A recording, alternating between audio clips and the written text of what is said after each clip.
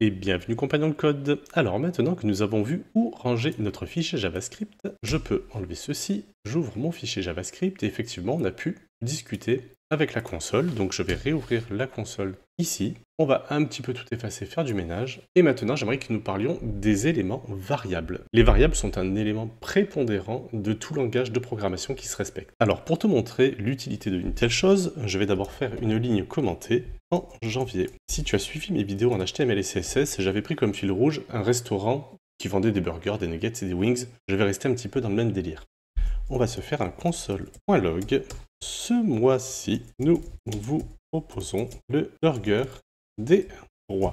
Oui, galette des rois, Epiphanie, donc burger des rois. Allez, je vais agrandir un peu la console puisque effectivement la page HTML n'en a pas trop besoin, mais ça nous intéresse plus. Alors, ça c'est bon, c'est en janvier. En février, je vais me copier la ligne 2, je vais la coller ici. Je suis un feignant absolu, dès que je peux copier-coller, ça m'évite de travailler et surtout, ça m'évite de faire des erreurs. Alors, ce mois-ci, nous vous proposons le burger, allez, des amoureux, c'est à Saint-Valentin. Des amoureux. Ok, la phrase est un peu longue, je m'agrandis un peu.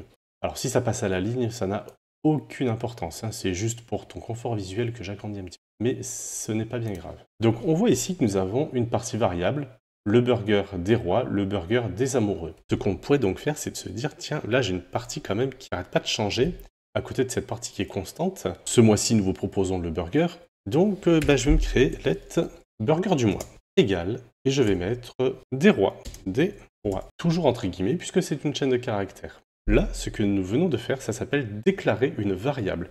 C'est-à-dire que j'ai mis un let, attention, je crée une variable. Cette variable, ce petit sachet, ce casier qui va contenir des informations, s'appelle burger du mois. Et la valeur que je vais mettre à l'intérieur de cette petite mémoire, de cet emballage qui contient les données, la valeur sera des rois. Donc j'ai bien une variable qui s'appelle burger du mois et qui contient des rois. Je fais une petite aparté sur la manière dont j'ai écrit burger du mois.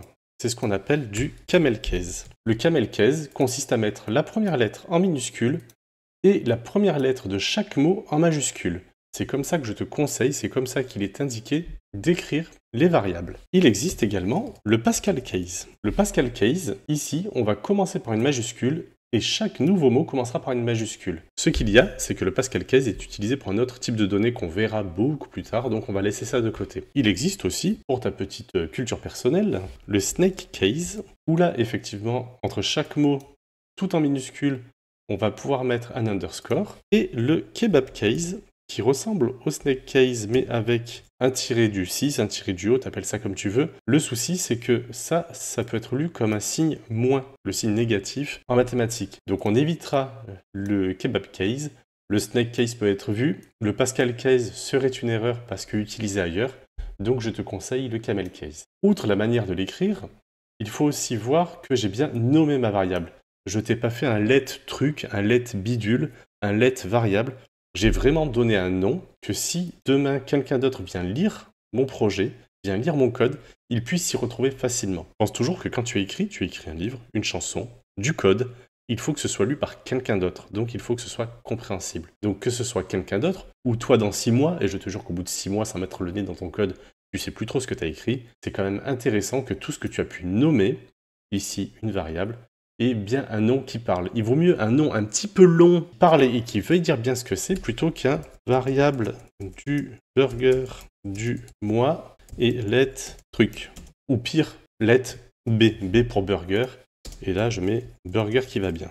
Voilà, pour ce qui est de coder proprement, ça, c'est interdit. Donc je le commente, je te le laisse à l'écran. C'est exactement le genre de choses qu'il ne faudra pas faire. Après ces deux apartés, qui étaient un petit peu longs quand même, on va voir ce qu'on peut faire avec notre burger du mois. Tiens, je vais lui faire un console log. Dans la vidéo précédente, on a vu qu'on pouvait faire un petit raccourci avec CL, console log. Et là, je ne vais pas mettre la chaîne de caractères, je vais directement injecter la variable. Petit feignant que je suis, je viens copier et coller des rois. Super, j'ai pu récupérer la valeur des rois. Si à tout hasard, le mois suivant, je veux changer la valeur de ma variable. Burger du mois, donc là, je ne remets pas le let. Let, c'est juste pour déclarer ma variable. Donc j'ai bien déclaré ma variable. Ici, je viens juste lui changer sa valeur. Sa valeur, ben oui, elle peut varier. C'est une variable. Et là, je vais lui mettre des amoureux. Des amoureux. Et si là, je duplique ma ligne et que je viens en dessous, le console log de la ligne 18 se fait après le changement de valeur de ma variable. J'ai bien des amoureux qui apparaît pour la ligne 18. Je peux donc ainsi faire un système où je vais pouvoir changer ma variable, mais pouvoir afficher toujours la même chose.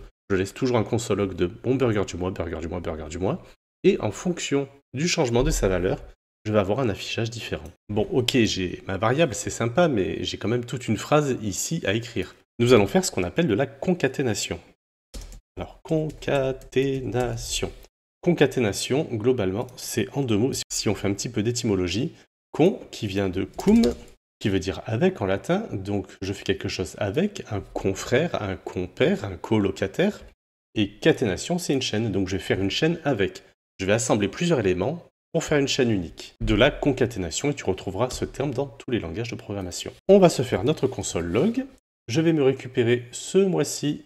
Nous vous proposons le burger. On a ouvert les guillemets ici. Il n'est pas content parce qu'il faut que je ferme les guillemets. Pour concaténer, plusieurs manières. Je peux mettre une virgule. Et on va aller se récupérer la variable burger du mois. Ce mois-ci, nous vous proposons le burger des amoureux.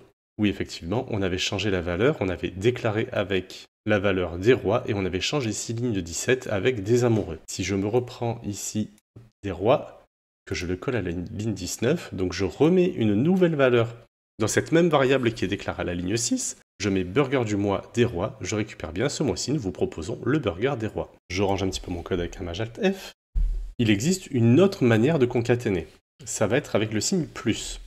Donc je vais copier tout ça, je vais dupliquer, Maj Alt F, ça me duplique la ligne, et en lieu et place de la virgule, je vais mettre le signe plus. Alors là, on va voir qu'on a un petit souci qui apparaît, qui peut être vite réglé, c'est qu'on n'a pas d'espace entre burger et des rois. C'est-à-dire que la virgule ici va générer automatiquement un espace entre les deux éléments. Donc si j'ai pas d'espace, je peux mettre un espace ici, pas de problème. Il faut se méfier parce que plus est également un opérateur mathématique, ça sert à faire des additions. Il faudra un petit peu se méfier de son comportement à certains moments, on verra ça plus tard. Il existe enfin une troisième méthode un petit peu plus récente, qui s'appelle des gabarits littéraux. Donc au lieu de mettre des guillemets traditionnels, on peut mettre des backticks, donc tu appuies sur la touche Alt-GR qui est à droite de ta barre d'espace, et tu appuies sur la touche 7 qui est au-dessus de Y et U sur ton clavier. Tu appuies 2 fois dessus, et tu vois que tu as ces petits apostrophes un petit peu bizarres, un petit peu penchés.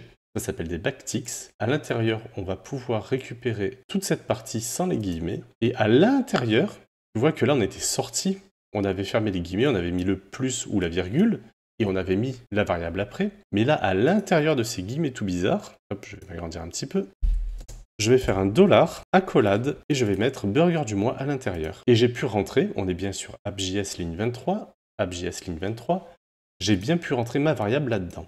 Alors cette écriture peut te sembler un petit peu plus complexe et moins sympa pour le moment. Par la suite, on en aura régulièrement besoin.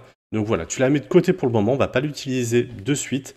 Mais plus tard, on sera amené à revenir dessus. En commentaire au-dessus, je te marque que ça s'appelle des littéraux de gabarit. Alors, tu entendras des gabarits littérals, des littérals, enfin, tu auras bien un des deux mots qui va te dire, tiens, c'est bien de ça dont on parle. Il existe une dernière manière d'écrire du texte ou des chaînes de caractères avec le console log. Juste, je te la donne, mais je ne l'utilise pas, et tu vas vite comprendre pourquoi. Au lieu de mettre ce qu'on appelle des doubles cotes, on a bien un double guillemet ici et là. Si je mets un seul cote, donc avec la touche 4, et dedans j'écris vive le JavaScript. Hop, je vais un petit peu réduire ici. On voit que ça fonctionne. Maintenant, si je veux écrire j'aime le JavaScript, le problème c'est que mon apostrophe à j'aime va poser un problème. Donc il existe une méthode qui permet de dire tu le considères pas comme il faudrait le considérer en mettant un alt gras et avec la touche 8, tu fais un backslash. Ça permet d'échapper le terme suivant. Alors voilà, échapper, donc, tu vois, c'est un peu compliqué. Pourquoi échapper les choses comme ça?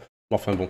Donc du coup, de ce fait, parce que je ne peux pas utiliser les guillemets comme je veux, je n'utilise quasiment jamais les apostrophes, et je mets toujours des apostrophes doubles. Donc là, tu sélectionnes tout, touche 3 pour les apostrophes, j'enlève ce backslash qui ne sert à rien, et là, tu vois que ça fonctionne parfaitement. Donc de manière globale et générale, on utilise les doubles, on utilise les littéraux de gabarit, les gabarits, et il existe les guillemets simples, mais qui demandent à ce qu'on échappe une apostrophe lorsqu'on en a une à l'intérieur de notre phrase. Voilà, ça fait beaucoup d'informations, mais tu le prends cool, tu le prends zen, et de toute façon, on va travailler avec tout ça. Donc au fur et à mesure qu'on va le voir, ça va rentrer au fur et à mesure tout seul, et ça va bien se passer, pas de soucis.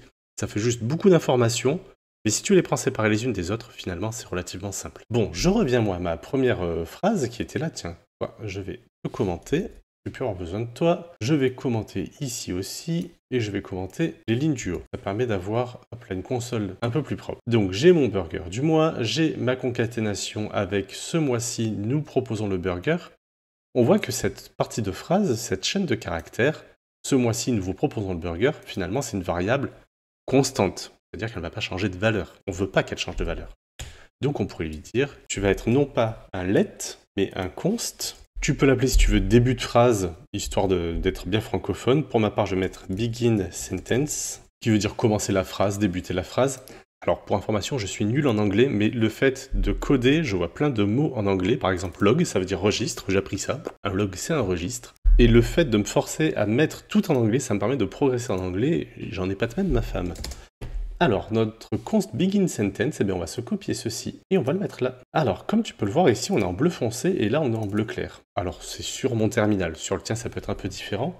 Mais il y a une raison à ça, c'est que le let va permettre un changement de valeur de la variable, alors que le const ne va pas trop aimer ça. Alors déjà, on va se faire une concaténation pour mettre les deux morceaux de notre phrase ensemble et faire une phrase complète. Console log, je ne mets pas entre guillemets, puisque là, ce que je vais appeler, c'est ma constante. Alors, c'est pas tout à fait une constante, hein. On pourra changer la valeur sous certaines conditions beaucoup plus tard, mais pour l'instant, ça reste une constante. C'est une variable constante. Et effectivement, j'ai ce mois-ci, nous vous proposons le burger. Ok, je veux afficher juste après des rois, puisqu'on propose le burger de quelque chose, le burger des rois. Donc virgule, burger du mois. Et voilà, ce mois-ci, nous vous proposons le burger des rois. Donc on voit que nous avons écrit toute une phrase en mettant côte à côte deux variables. Une variable vraiment très variable et une variable relativement constante. Alors pourquoi est-ce qu'elle est relativement constante? Si je reprends begin sentence et que je fais comme pour burger du mois, je vais faire une modification, super promo par exemple. Là, il va dire hop, hop, hop, hop, hop, c'est pas bon. Tu essaies d'assigner une nouvelle valeur à une constante. Oui, bah effectivement, si c'est une constante, il n'est pas censé changer de valeur. Alors là, je te vois venir, tu vas dire, oui, mais attends, j'ai pas envie de m'embêter, moi, avec des messages d'erreur.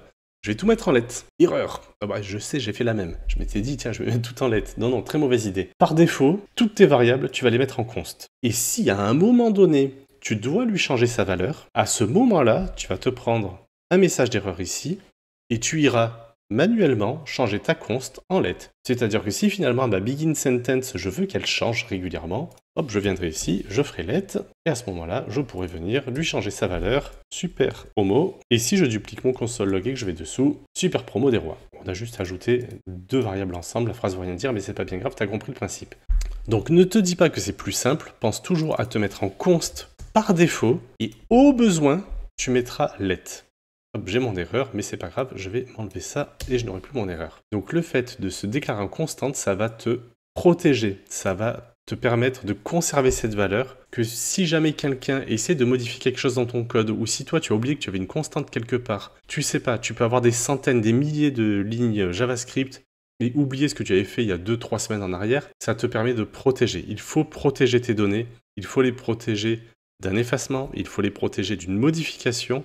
Et si à un moment donné, tu as un message d'erreur, ça te permet de te dire « Ah oui, c'était une constante parce que… » Et à ce moment-là, tu vas travailler différemment. Ou c'était une constante, mais finalement, j'ai envie que ça devienne une variable. Et à ce moment-là, volontairement, je vais aller transformer ma const en let.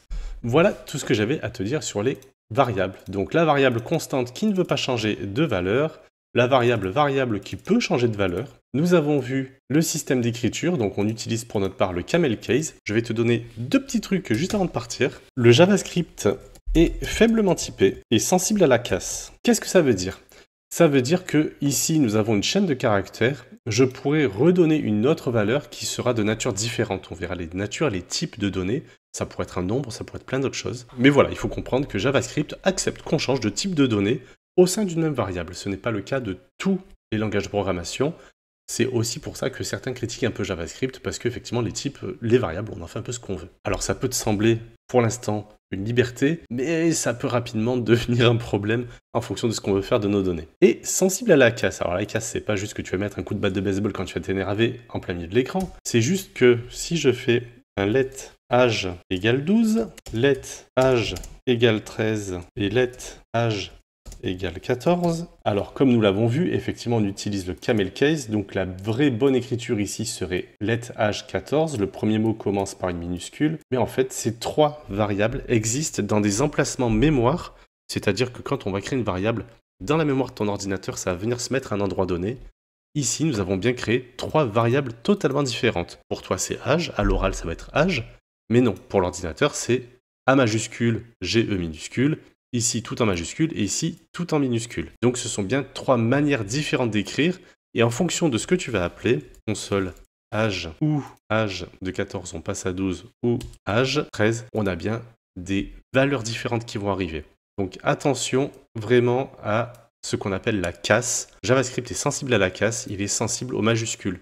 Donc si à un moment donné tu te plantes et au lieu de burger du mois comme ça, tu écris burger du mois tout en minuscule, n'essaye pas de l'appeler en camel case plus loin, ça ne fonctionnera pas. Je ne t'embête pas plus, je te laisse essayer de modifier la valeur burger du mois, je te laisse changer la valeur de const, mais à l'intérieur de la déclaration, donc à ce niveau-là. Et quand tu auras fait quelques concaténations, n'hésite pas à me retrouver dans la prochaine vidéo.